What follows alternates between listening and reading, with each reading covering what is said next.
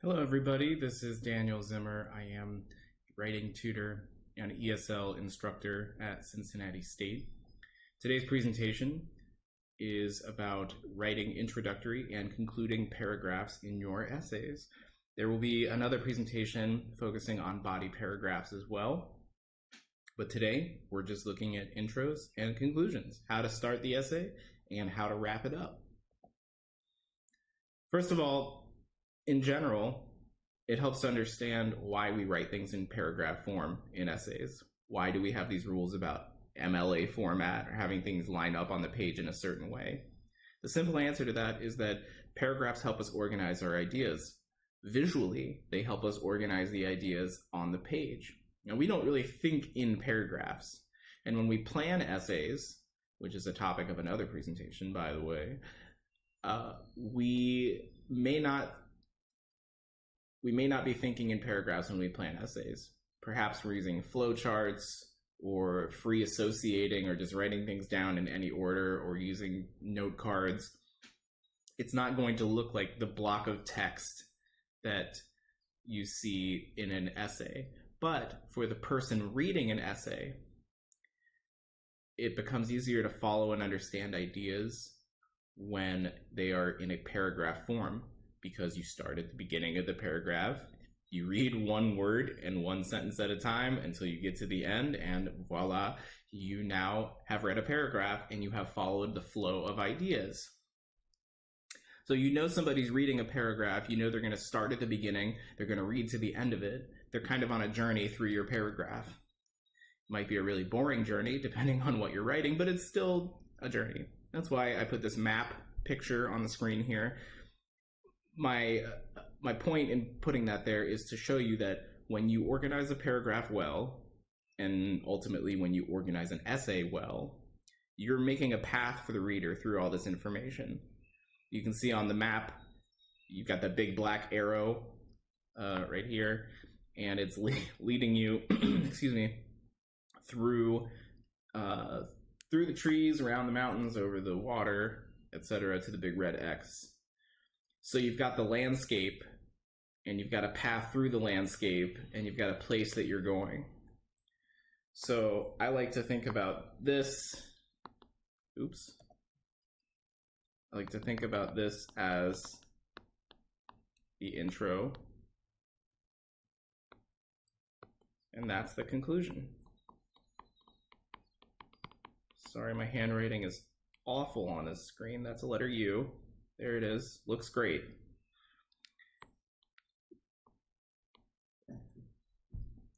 So the intro is kind of like this big fat arrow. Let me jump to the intro here, and I'll put that arrow to remind. It's another visual example. It's a great looking arrow. It's an arrow because it points us in a direction.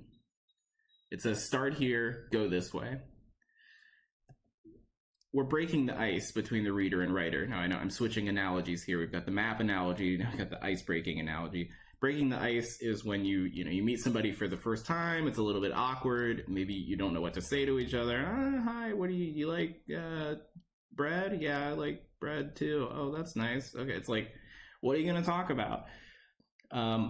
Breaking the ice helps people start having a conversation. Now, when somebody's reading your essay, they're not having a conversation with you, but they are taking the time to read your ideas and setting things up so that they understand why you're writing about what you're writing about helps make your essay easier to understand and can also make it more interesting. We're introducing a topic in the introduction and we're giving some context. Context is like the landscape on the map. Landscape. Just kidding. Scape. There we go. It's like the landscape on the map. You've got your trees, your mountains, your river, whatever. But the person reading your paper needs to know how to navigate that landscape. And that's your job. Explaining that is your job.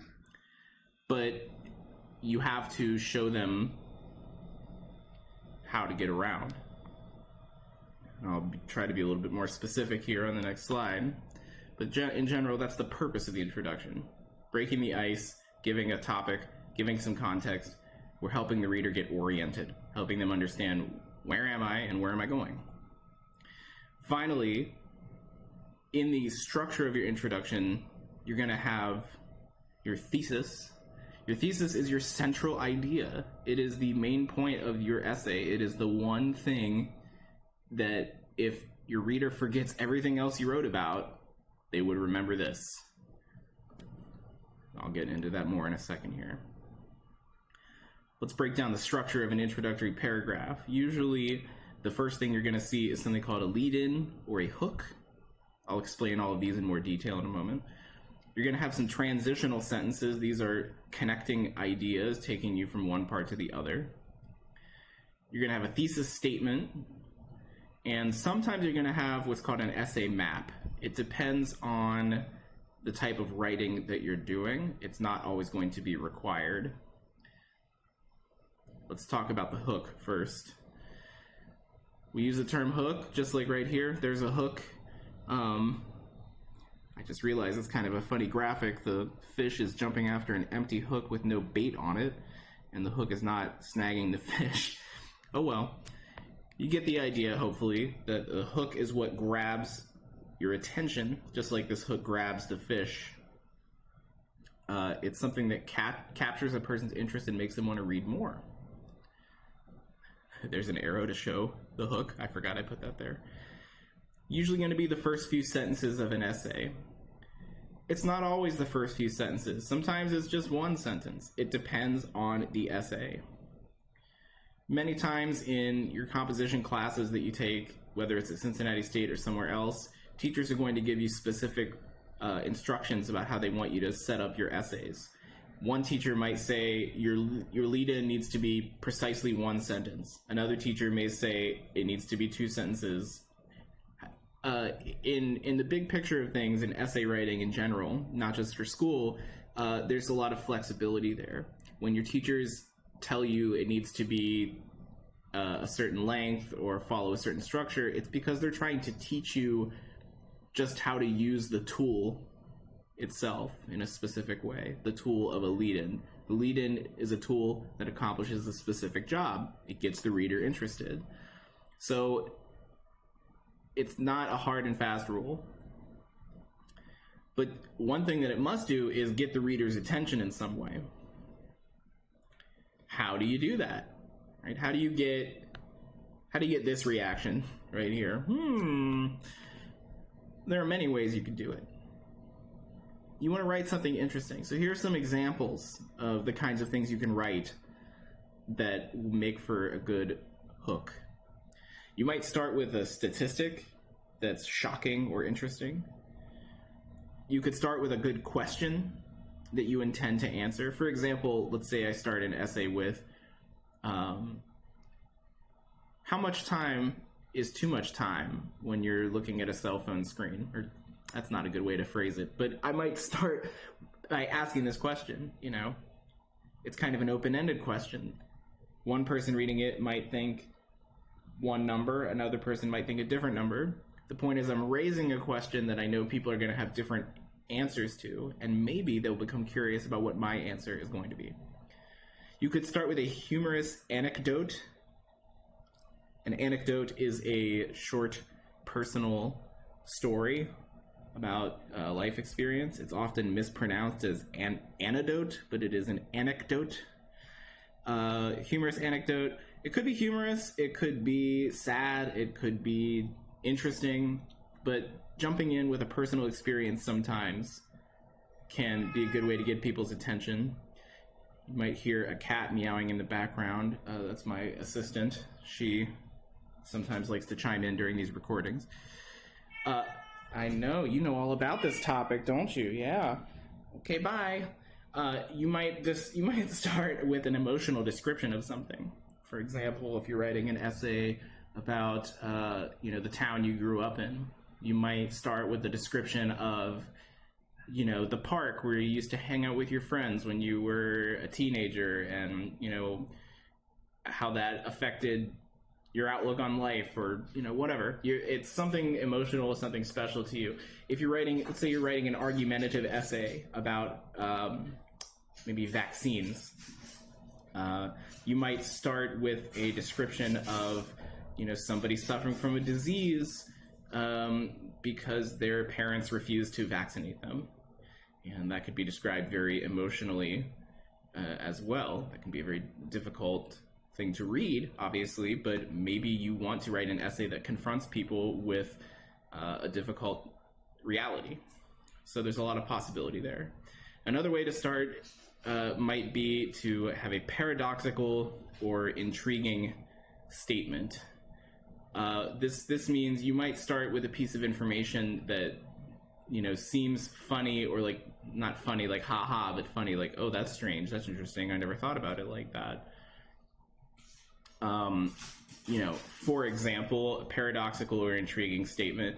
Let me think about this a moment here. Well, one of the first things that comes to my mind is that we have these days a lot of discussion about the role that the police are playing in our society. And you hear people say, well, there's more crime in certain areas than others. In fact, the places where we say there's more crime are often reported as having more crime because there are more police there. There are more police there to decide that people are committing crimes, and so more crimes get reported.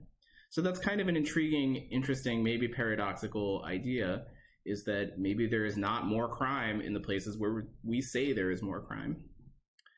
So there's just one possibility there. Here's an example of a lead-in for an essay. And I'm going to show you two of these, and we're just going to compare them. So I'll read this. 1 of every 8 women in the US will develop invasive breast cancer over the course of a lifetime, according to a recent report prepared by the American Cancer Society. Right, so that's a stat or a statistic. You got 1 out of every 8. It's a crazy statistic. So that falls under the shocking statistic example in the previous slide. That's a good hook. We're just confronting the reader with a simple fact, with a serious statistic that has some very important consequences. Let's compare that to this next one. When Einstein wrote that, quote, the most beautiful thing we can experience is the mysterious, I don't think he was thinking about the mystery smell coming from under our attic last summer. And I'm a very bad writing tutor because there should be a period right there inside the quotation mark. Okay, compare these two. The first one is just a straightforward statistic about a serious issue. This one is a personal story. It's a bit humorous, right? We have the kind of lofty scientific notion of, the mysterious in the universe coming from Einstein, and then we have like a mystery smell coming from the attic. So it's kind of humorous, it's kind of silly. You can see that a lead-in can take on many different tones and serve many different purposes. Okay, let's talk about what happens after you lead in and when you get to your thesis. I'm going to change colors here. Let's see. All right. And let's switch to blue. Okay. So at the top of our essay, we have the lead-in, or the hook. I like to think about the term narrowing the focus. Imagine, that big map. I'll draw it again here. It's not going to look very good, but you'll get the idea. So let's say we got a map. There's a river. Maybe got some trees over here. Beautiful, beautiful trees. There's the mountains. We'll put a big rock Okay, and of course we need our compass arrow showing north. So if we've got the map, right, we call this context. We see where we are. Now imagine standing out on a cliff, you know, maybe you've got a telescope or binoculars or something, and you're looking out over this landscape. So here's the view, you know, through your telescope lens. It's a lopsided lens. When you zoom in, you know, you're looking at a particular patch of ground and you're like, you can see, you know, maybe one particular tree that you're focused on. Little tree shadow. Maybe some flowers around it. There's some funky flowers. All right. So I think about this as our topic.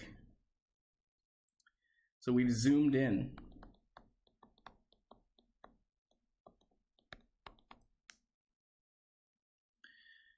So over the course of your introductory paragraph, you're moving from here to here in the scope of what you're looking at. Your scope is like how big your view is, how wide your view is.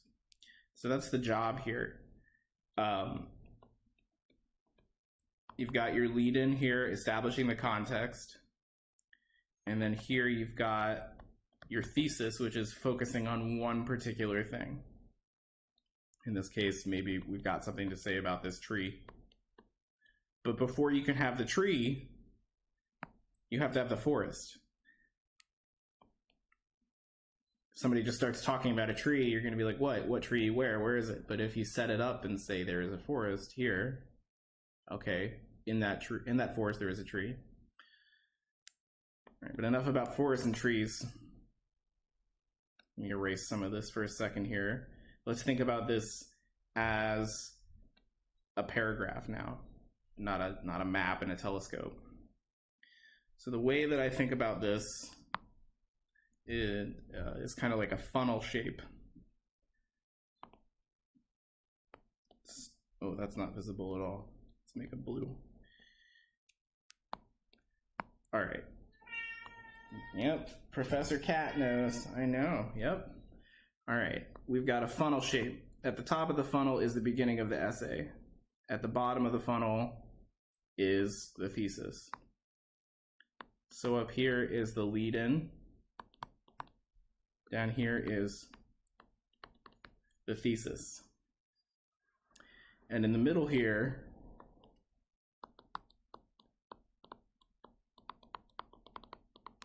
transitions.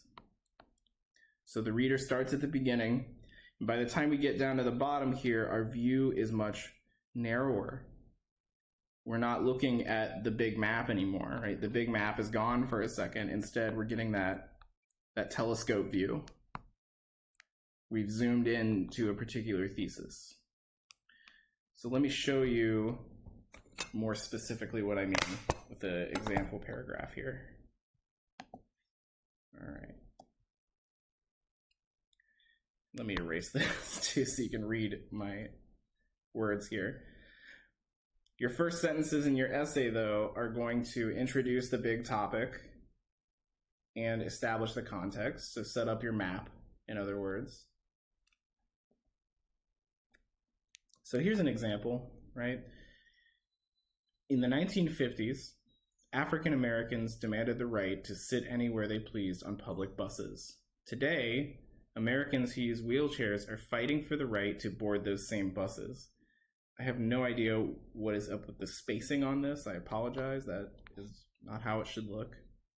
But let's think about our map here. What's our world we're living in here? We started in the 1950s. That's kind of the big view. Then we zoom in a little bit. What was going on in the 50s? We had African American people demanding the right to sit anywhere they pleased on public buses. You may recall, in the history of civil rights in this country that we had something called Jim Crow laws, which treated African American people or people of color as lesser people than white people. So we had discriminatory laws like this that prevented them from being able to participate in the society on equal footing compared to white people. So that was going on in the 50s. There's still things like that going on today, even though it's not happening in the law. The same law as in the 50s, I mean. But anyway, we move to today, right here. The focus shifts. We narrow the focus, and we say, today, Americans who use wheelchairs are fighting for the right to board those same buses. So if you just read the first sentence, you might think that this is going to be an essay about the civil rights movement. But instead, the topic shifts to become about access for buses. People need buses to get around. Not everybody has a car. Some people live places where they can't drive cars. And people who use wheelchairs are being excluded, according to the writer of this essay. Now we zoom in a little bit more on these transitional sentences. We've zoomed in from the 1950s to today, to Americans in wheelchairs today, to boarding, those people being able to board buses. Now we're zooming in to Smallville, to a small town.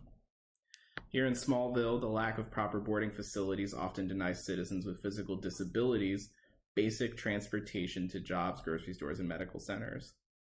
So we finally get to our thesis, where the author can make her central point. To give people using wheelchairs the same opportunities as other residents, the City Council should allocate the funds necessary to convert every bus in the public transportation system. And there should be a period there. Bad editing, bad editor. We finally made it, though, to the main point of this essay.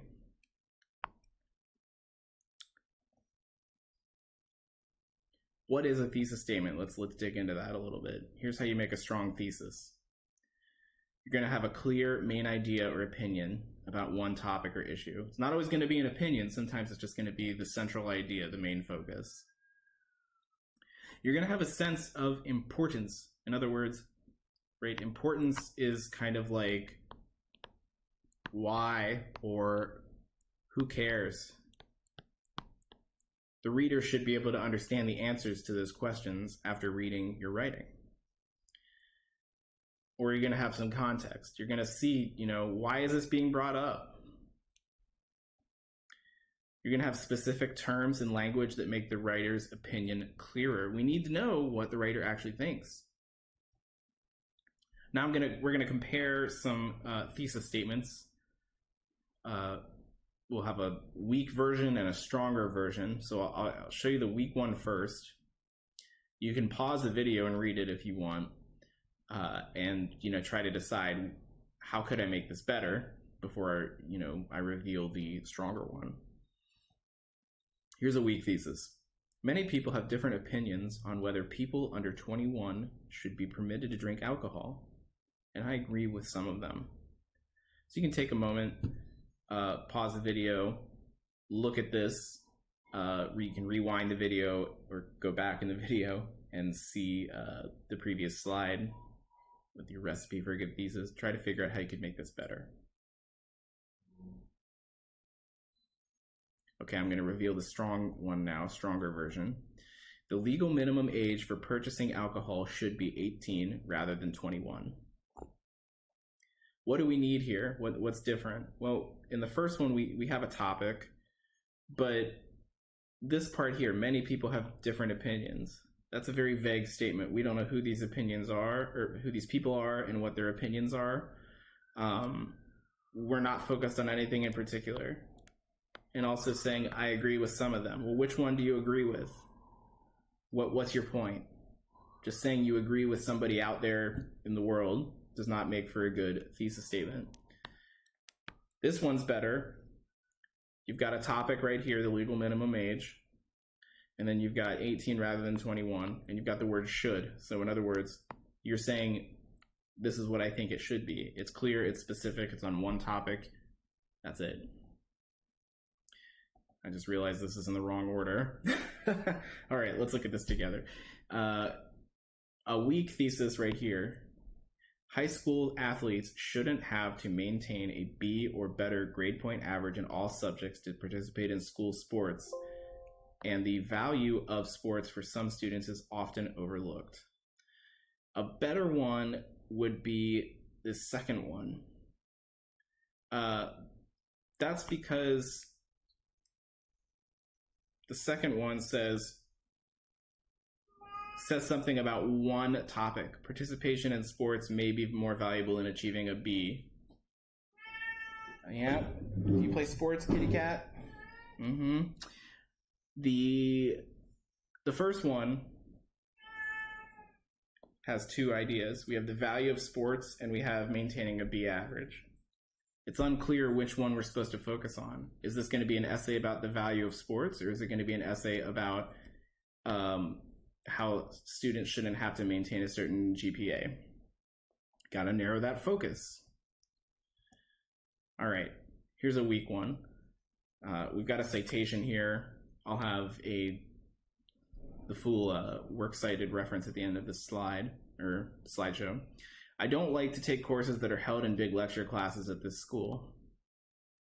So that's just an opinion, but it's not clear what you're really saying about the issue. It just seems like complaining. Versus this one. Large lecture classes provide a poor environment for the student who learns best through interaction with both teachers and peers. So, we live in a culture where we often say, everybody has an opinion, everybody has the right to their opinion. That's all true, but that doesn't mean that your opinion will make a good thesis statement. You've got to strengthen your opinion with some reasoning, or make your opinion a little bit more specific by providing either a specific alternative to the issue that you're identifying, or by providing a more detailed explanation of the problem that you're identifying. Just saying you don't like something doesn't really give a reader much to go with.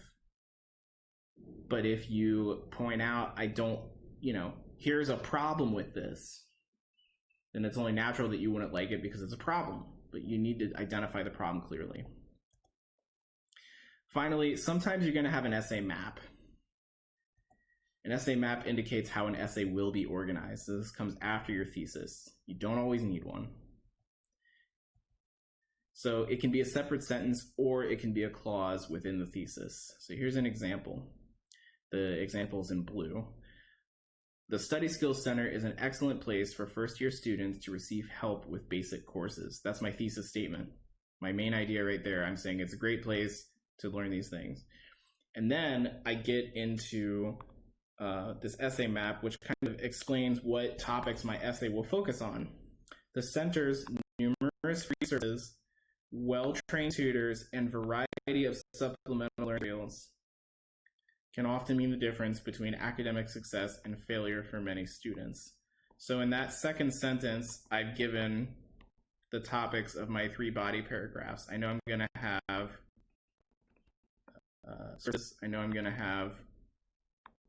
information about tutors and how amazing and well-trained they are. And I'm going to have stuff about supplementary learning materials. This sentence makes it clear that that's going to be the structure of my essay. Finally, we get to the conclusion paragraph. It should feel like the end of the essay. Don't leave your reader like this character here, Wile E. Coyote, who was run off a cliff, and he's just like he's about to fall down.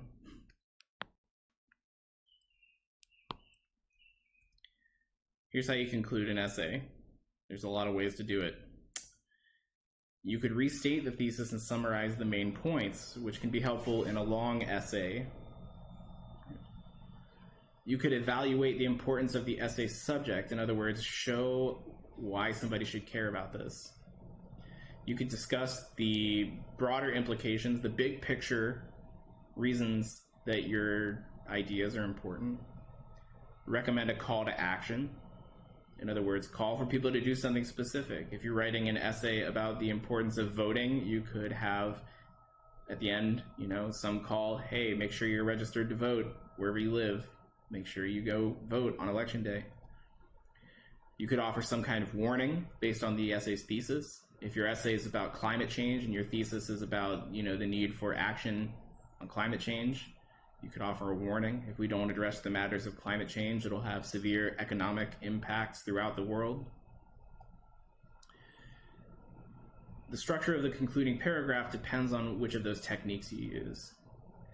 You're going to see this restatement summary conclusion structure a lot, which has a restatement of the thesis, a summary of the main points, and a concluding statement.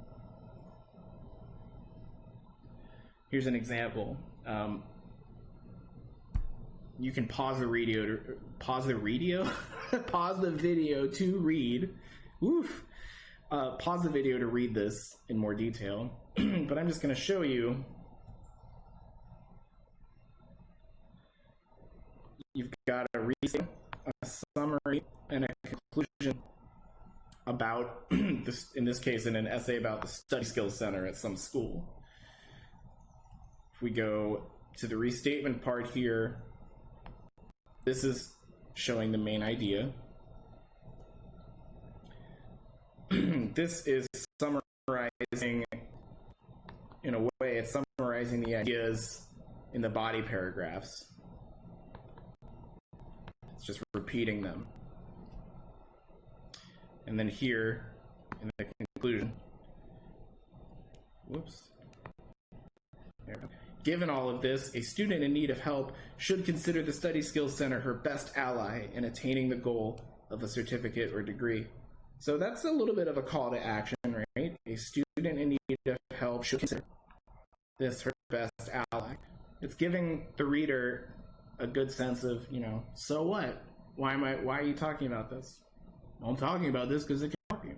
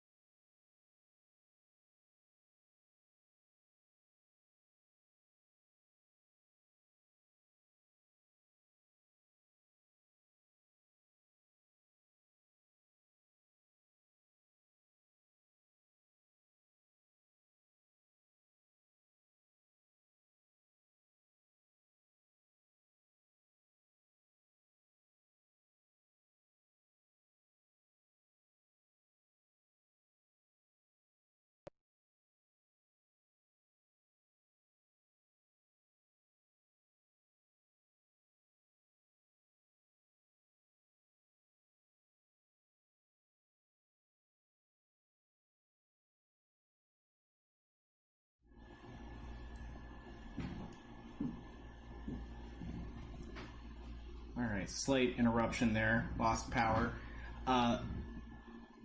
Where was I? Sorry, my computer died and I had to boot it back up again. We're here at the conclusion part.